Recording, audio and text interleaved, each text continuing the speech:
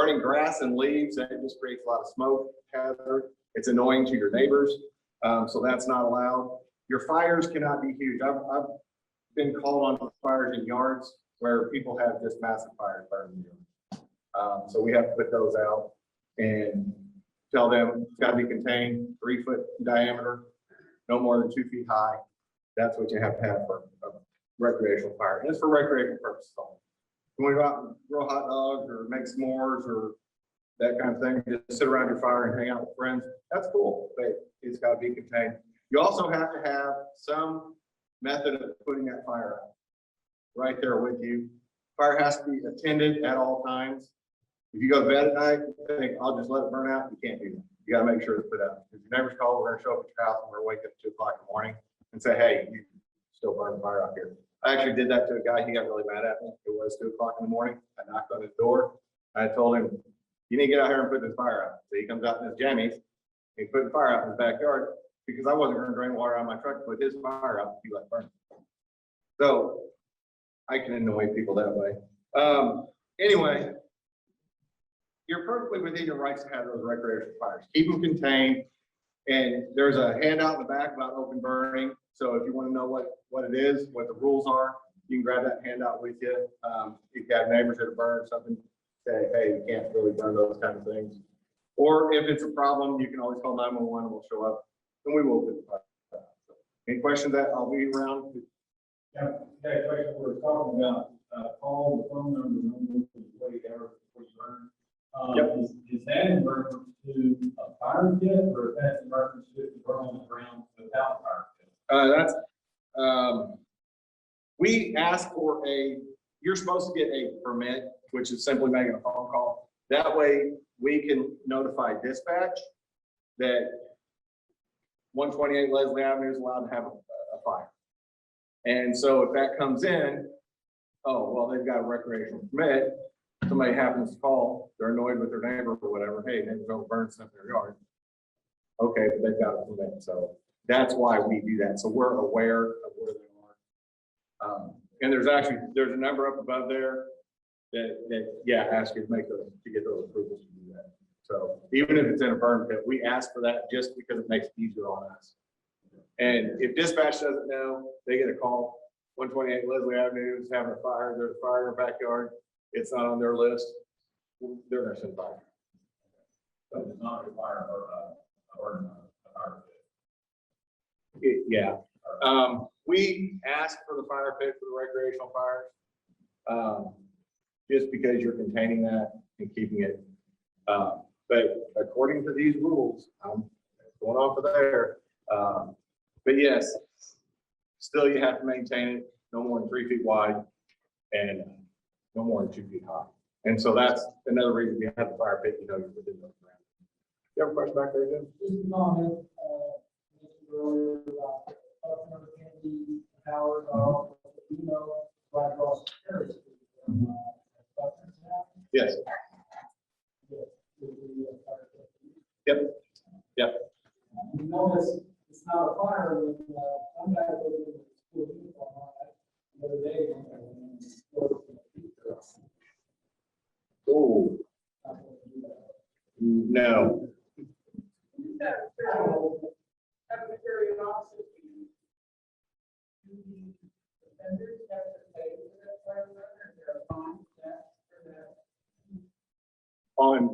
On open burning. Okay, I'm going to get in the weeds.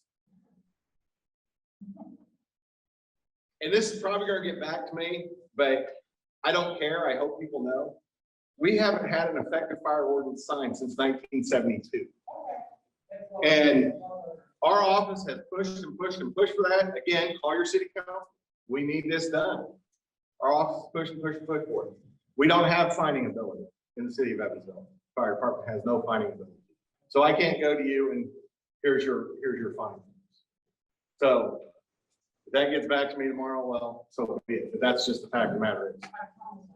And oh, I don't care. You can tell them I said it. But it would be nice if we could get the city on board on it, because we've been pushing for that for a long time. We it's been a struggle. So, any other questions? So how long have these two issues been going on? With Becker and Kennedy, Yeah. or with the four towers, those have been going on. So in 2016, they renovated all four of those buildings. And in the process of renovating those buildings, they put in a new alarm system. The alarm system they put in is not a wrong alarm system, but there were ways they could have alleviated a lot of these alarm runs that are coming in. Part of it is some of the tenants in those buildings will smoke, and they've learned that if you run in your shower, the steam can actually set off those smoke detectors, which are sending an alarm. So they'll smoke in their apartments, which they're not supposed to. Then they'll go get their hair wet, or they'll go turn the shower on, so the steam set it off.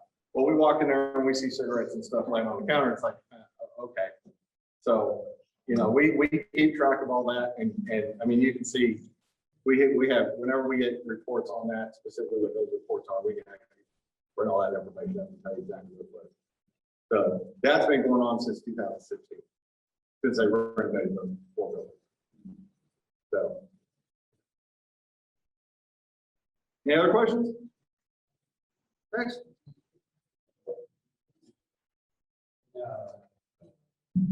Thank you. And then we have the Evansville Police Department report with Linda Jones. I'm going to say that here. I only have one announcement. The crime prevention officers and sergeant departments is going to have a partnership meeting next Wednesday, September the 1st at 6 o'clock here at the CK Newsome Center. Is that September the first? Yes. The first. September 1st.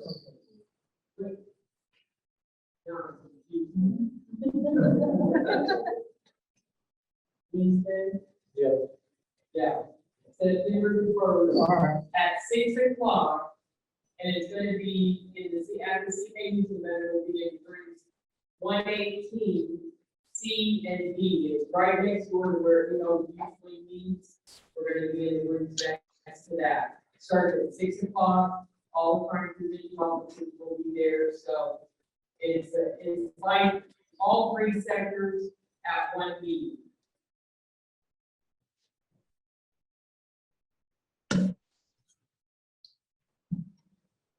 Thank you, Linda. Now we have from the Complete Streets Committee, Evansville Trails, we have Ms. Kristen, we also have Mr. Anonymous, we have the city council. I knew Ms. Kristen from the beginning, when we worked together, she was a ray of sunshine when we were there, so. Yes, I do have a flashlight up there too. Sorry. Okay.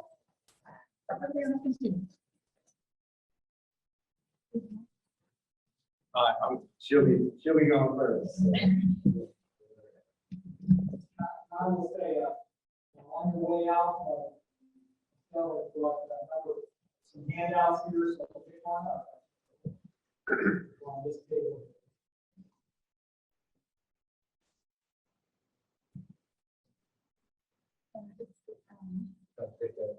I don't know where our screen.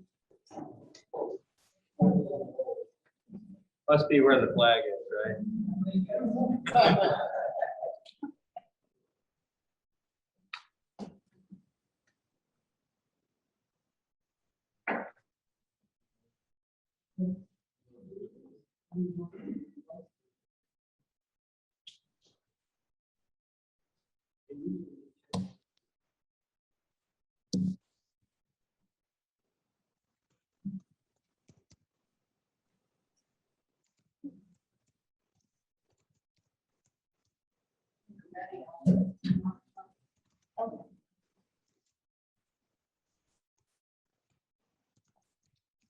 Is there by chance to click it, or will someone be able to? I can do it. Okay. It says it's on. I think that's good. I think so.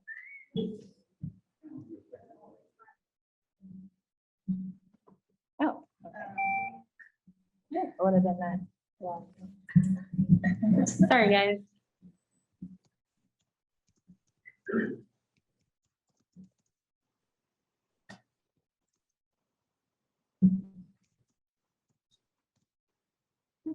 There we go.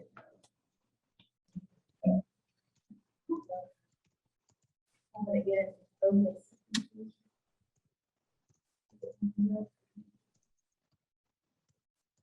So like Keith stated, I'm from the Evansville Trails Coalition. My name's Mychelle. I am the active transportation liaison. So think of anything active, transportation, or anything that's active, maybe biking, hiking, walking, running, anything like that. That is part of my job, is to get the community out and be more active. So I've been spearheading the Complete Street campaign, and I'm wanting to talk to you guys about that today. And then this campaign would essentially turn into an ordinance, and that's why Zach is here today.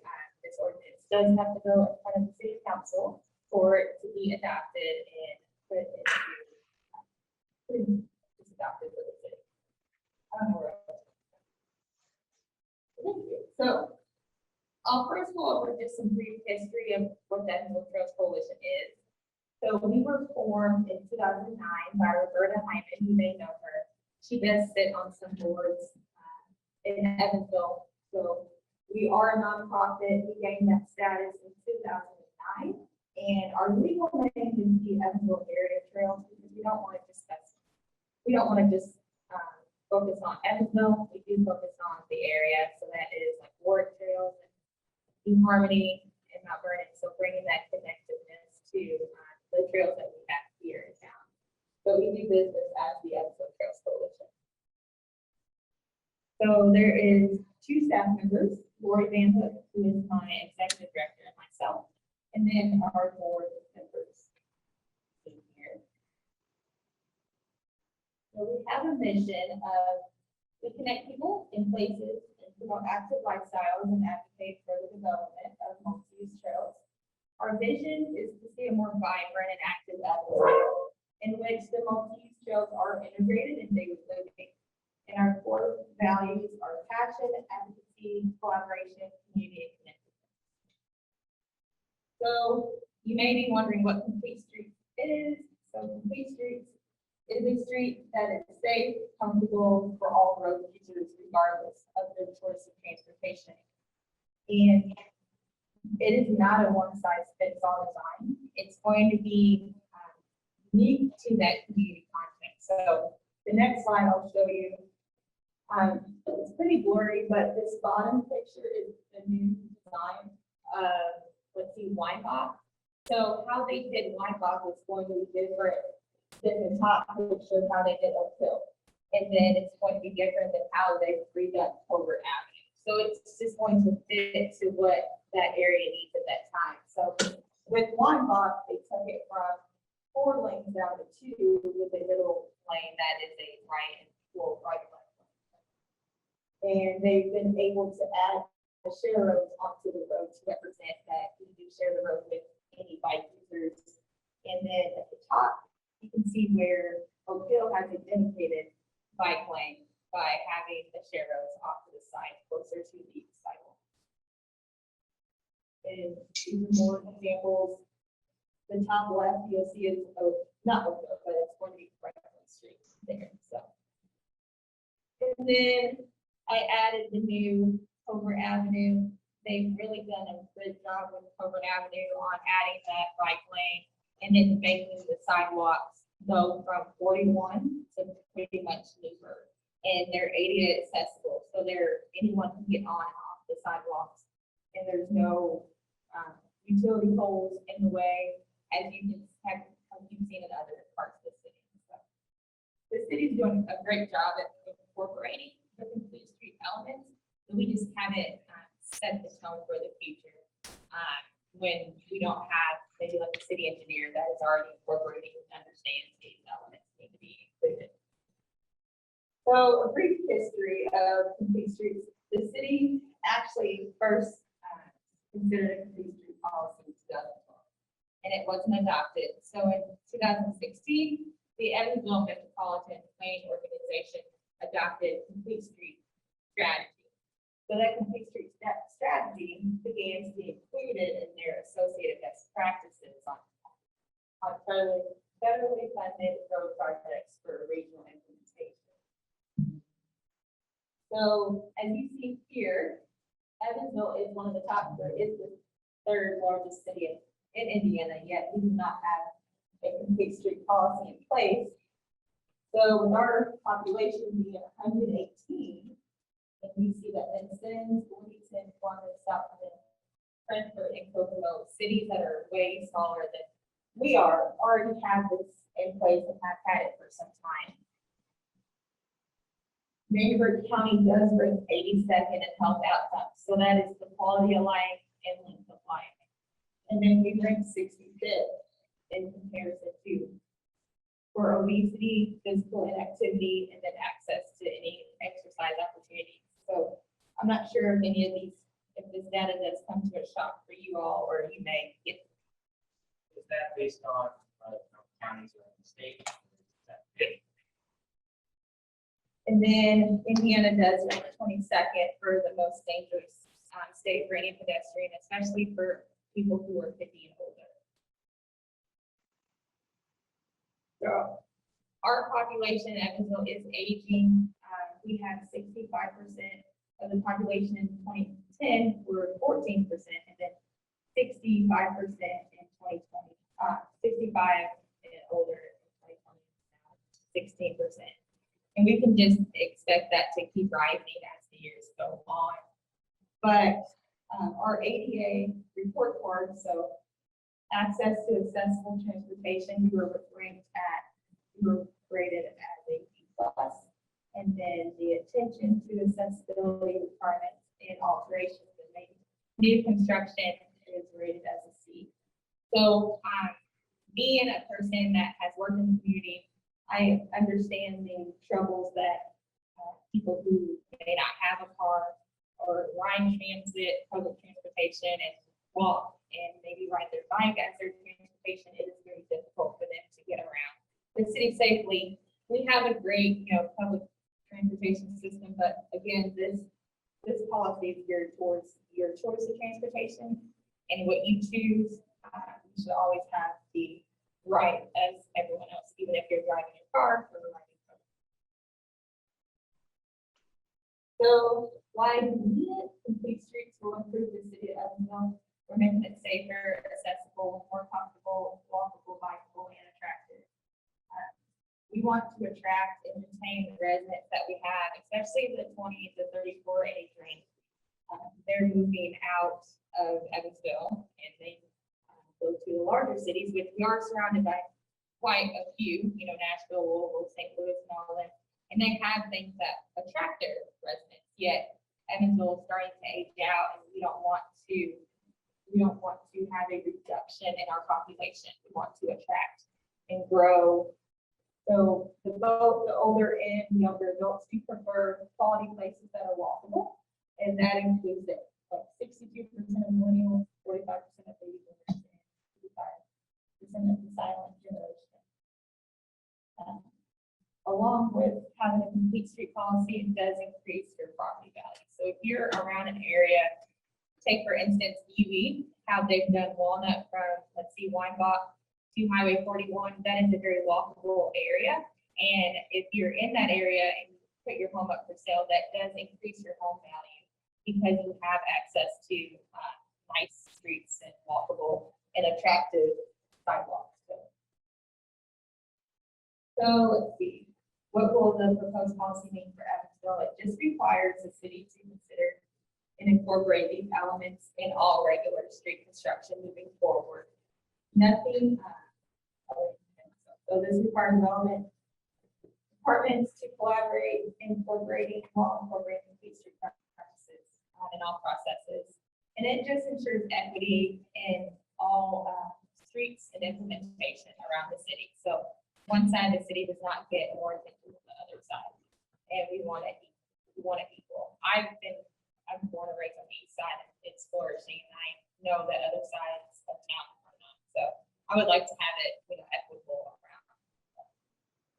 So this policy can be implemented with the cost, with the existing transportation budget. So we're not asking for more tax dollars. We're gonna work with the budget that the city has already put into place. It's not retroactive, so we're not going to have this policy adopted and starting backwards by ripping up streets. We're going to move forward. So when there is new construction or any reconstruction, we're going to do these elements that are feasible at that time. So adopted policy will unlock federal dollars in grants. So like I said, we're not trying to take more of your tax money. We're going to unlock more money that is already allocated by the federal government for these things. And then some of the costs for these elements, like repaving, restriping, painting, sidewalks, they don't cost as much. And so we're actually saving money. And like I've already stated, it's going to be an investment for the city. So with this adoption, it is important to help maintain a safe, consistent infrastructure throughout the region that facilitates all modes of transportation with our communities. And we're hoping that it makes us for a safer and healthier Evansville neighborhood.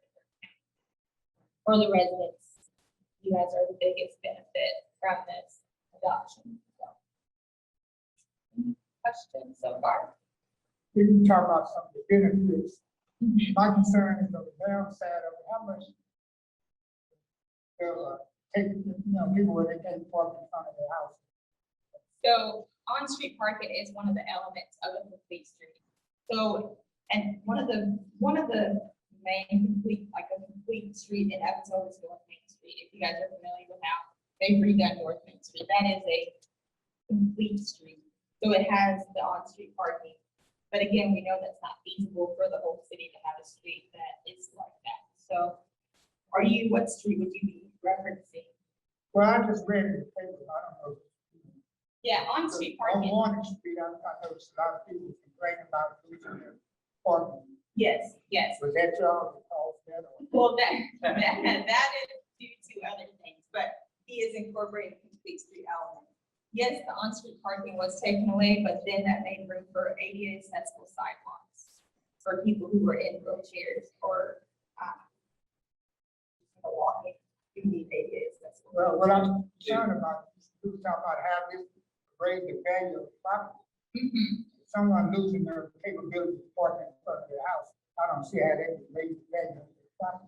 So, Oh, yeah. I want to speak a little to this, Leonard. So I live over not too far from there, and I actually live really close to the second phase of the Walnut Complete Street project that's going on. What I'll say about that particular situation is these plans for big renovations like the Walnut Street project are planned out many moons in advance, right? So the residents that chose not to work to build a cut-in and get a drive put in there, they did lose their parking. But the vast majority of residents there did not lose parking at all. And still, even those that lost the front, they had alleyway and capacity for parking in the back of the buildings, right? The whole point in complete streets is, at least this policy and what we're really looking forward and moving forward is what is practical and feasible, right? So in the Walnut Street project, it was practical and feasible because the city had enough right of way within the realms. They already own that property, and so they were just really redesigning as it is. The reality of it moving forward is we will run into locations in a Jacobsville neighborhood or a Wesselman Woods neighborhood or any neighborhood whatsoever that, the practicality and feasibility of this ordinance will defer to what is best for that particular street. I'm saying, like, case in point, we went from 4 lanes on Lincoln Avenue to 2 lanes and a turn lane, right? And we included the sheriffs. That was what we call a road diet, right? Road diet is something that was practical and feasible for Lincoln Avenue instead of putting in the dedicated bike lanes and, you obviously couldn't put on street parking there, right?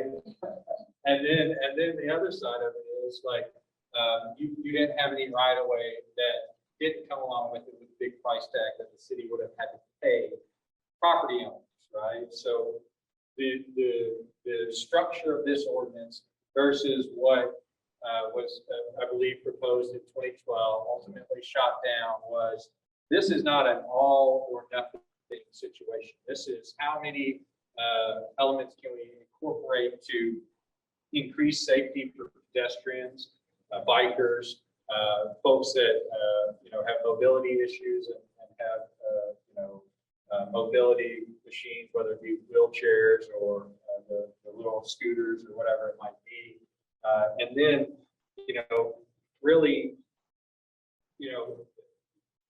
continuing on the work for connectivity, ensuring that our neighborhoods have a greater opportunity for, microeconomies that can spur out of connectivity as its own right, right? We look at other communities, and I don't know if y'all saw the list of cities and towns in the state of Indiana, but who's ever heard of Frankfort, Indiana? Union City. I mean, I've never heard of Frankfort, Indiana. Don't go ahead and see. Where is Frankfort, Indiana? I don't know where it is, I just know it exists. Yeah, You're in northern Indiana. all right, so, He's an actor, thanks, he wrote it. James Dean. Yeah. James Dean. I know James Dean. I never knew of Frankfort, Indiana. I know Frankfort, Germany, and I know Frankfort, Kentucky. 'Cause I know I've been to- Franklin, Indiana. I know Franklin, Indiana. Yeah, I know Franklin, Indiana. I heard that one. But when we look at other communities, and I've lived in a lot of other communities. I've traveled to a lot of communities. Matter of fact, I was just in Fishers over the weekend, and they're building this. I mean, they're incorporating elements of this because it's a quality of life. Something that, when we look at our community aging and the brain drain that we have, either directly out of high school or directly out of college, working to build and increase the quality of life and connectivity is the ultimate for me as a city councilor. And I know for Councilman Ben Trockman, who, has a high degree of need for ADA accessibility, something that we are doing a better job as a city, with federal dollars that would come in by the new cut-ins that you're seeing everywhere else. But moving forward, I'm just going to be frank.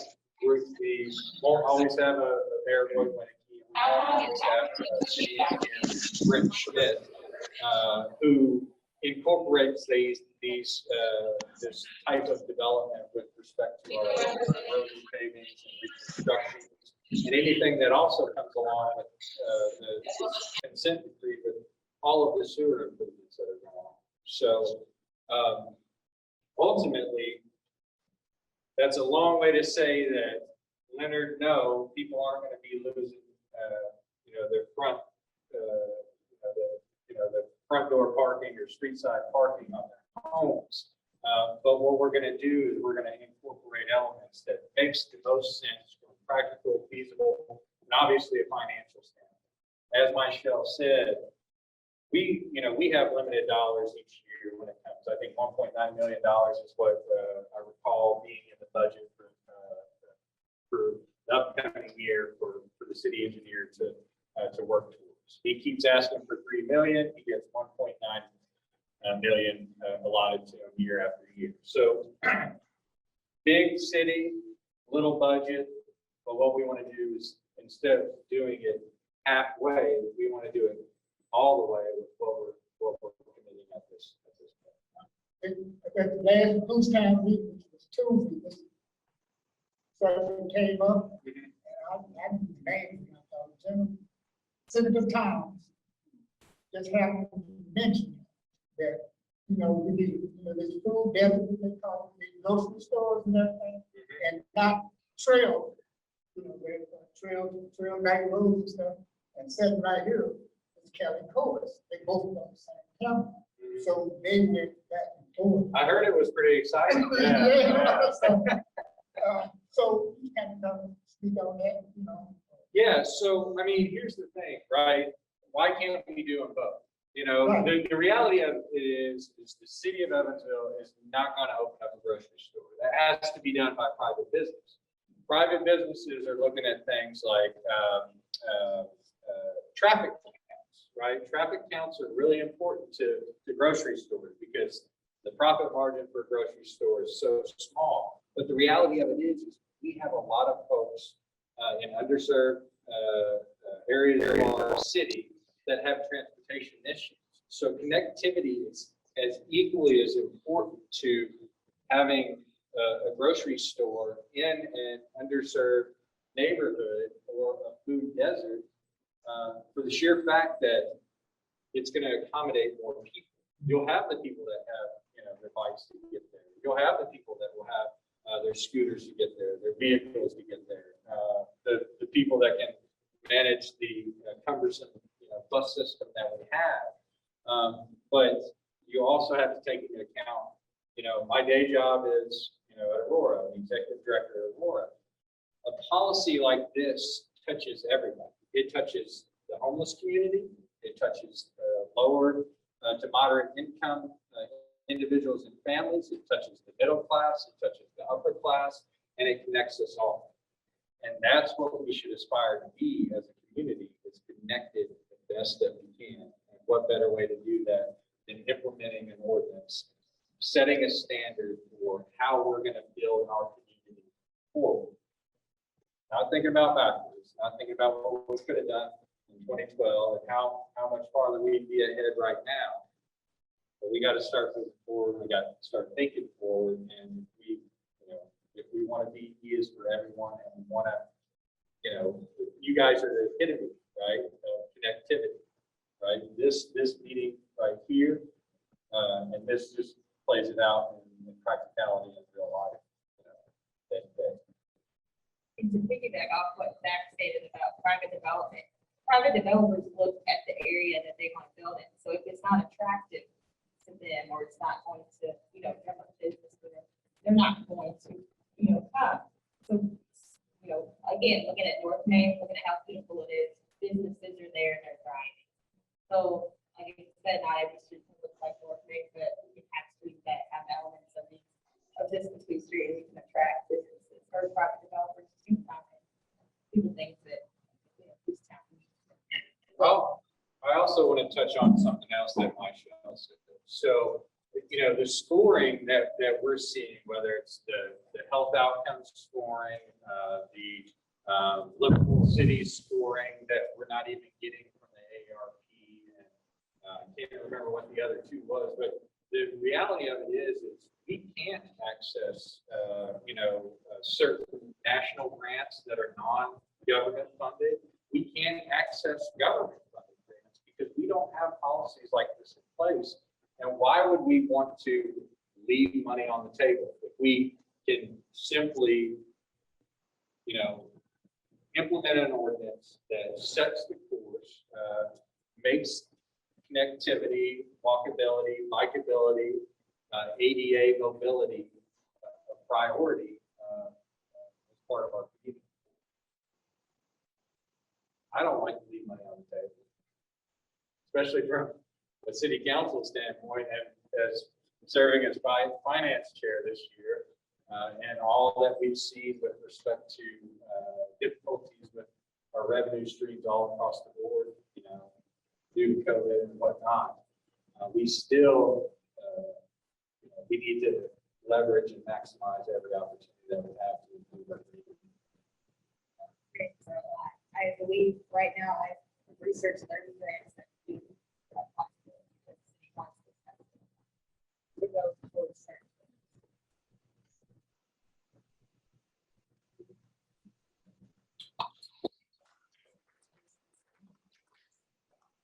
You all have any other questions, at least from the city council standpoint? I will leave you guys with this one thing. We are on the verge of, after months and months, and I'm telling you, we've been working on this since March, right? I So, started today.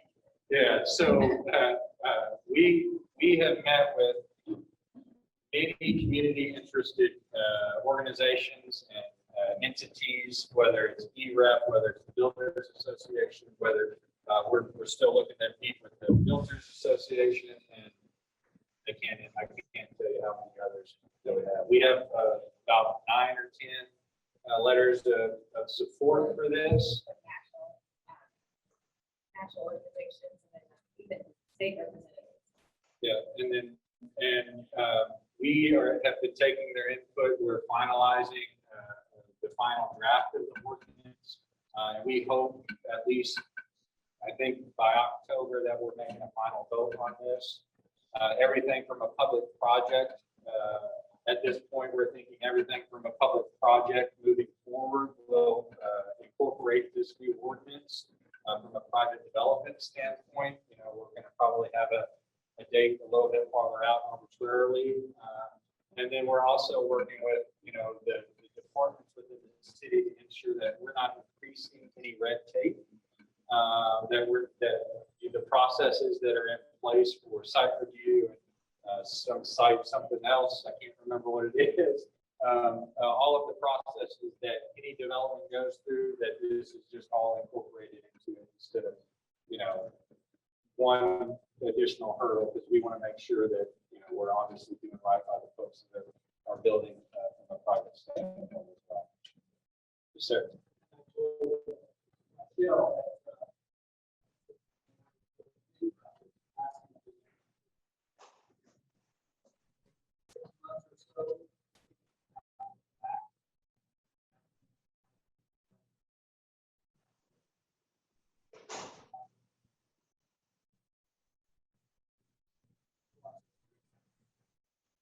You promise not to have this ordinance.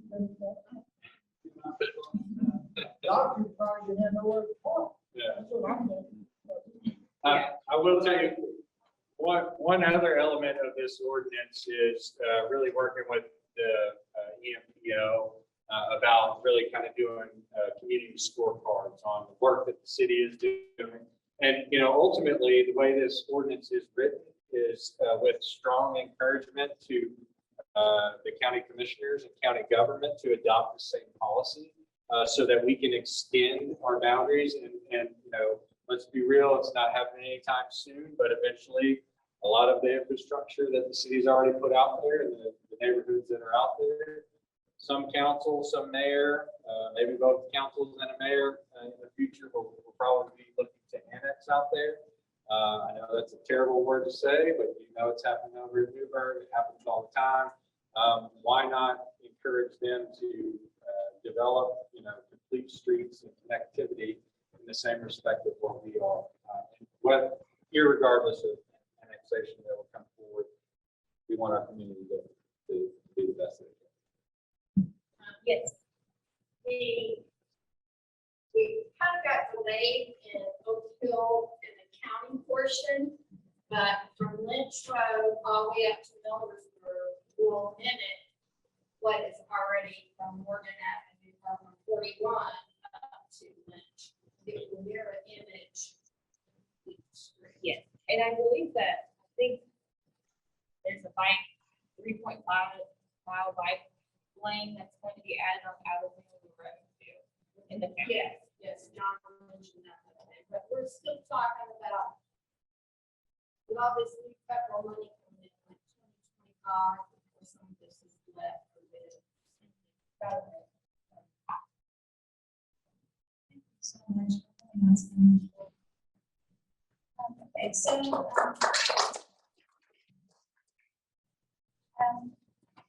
moving on to president's comments, we have an announcement.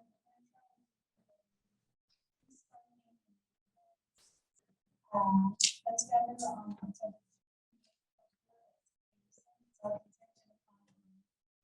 Videos, we kind of here right now. So as we get more information, we are tentatively planning on having food. a spark plug event, but it's not the spark plug thing. So, something that really catch the title of the spark plug. Questions or questions or comments?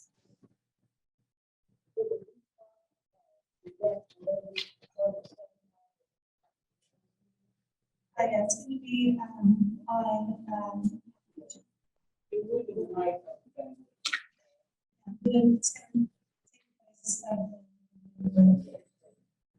contingent upon whether or not we're able to do that due to COVID restrictions. Right now, it's still on.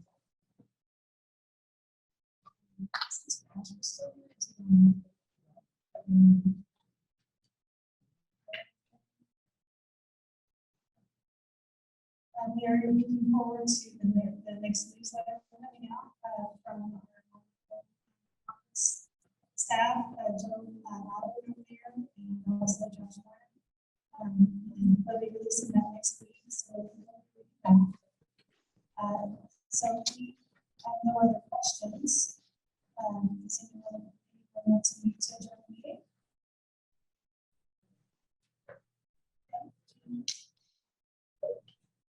I said, Okay, thank you. Any objections to adjourning or good? Adjourn. I will say again, there's handouts here from Mychelle, this week's program. There's some also from neighbors to neighbors. Yes.